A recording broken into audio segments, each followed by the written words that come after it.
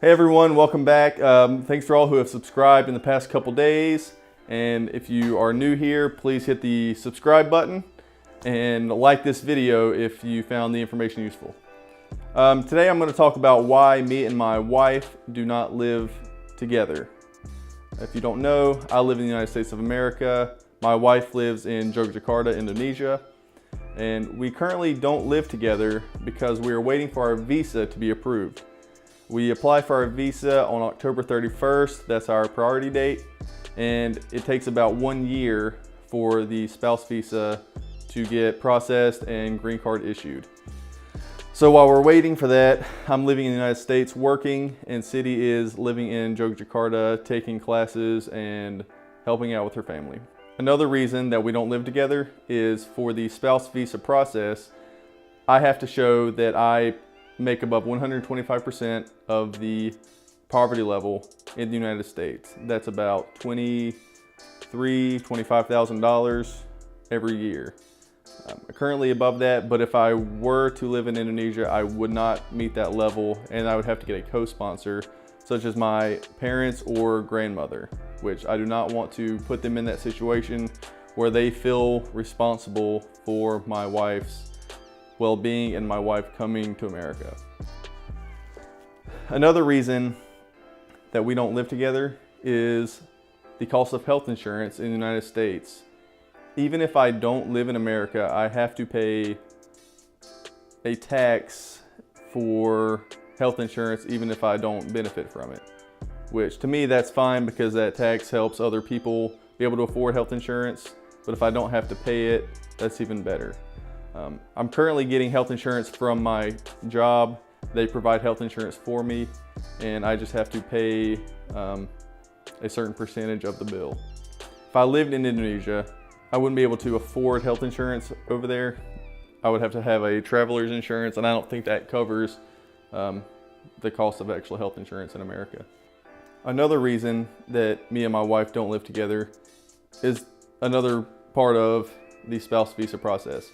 I have to file documents in the United States for the visa, and I cannot do that from Indonesia because I don't reside there, I don't live there permanently, so I have to do it in America.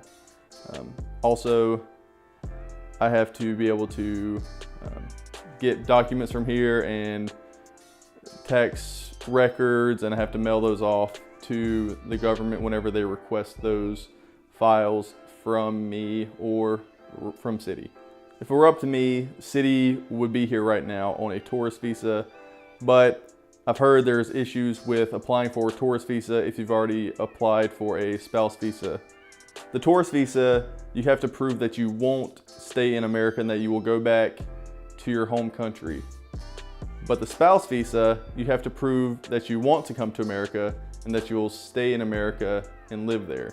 So they kind of work against each other and you can't prove that you're going to do both if you've applied for both.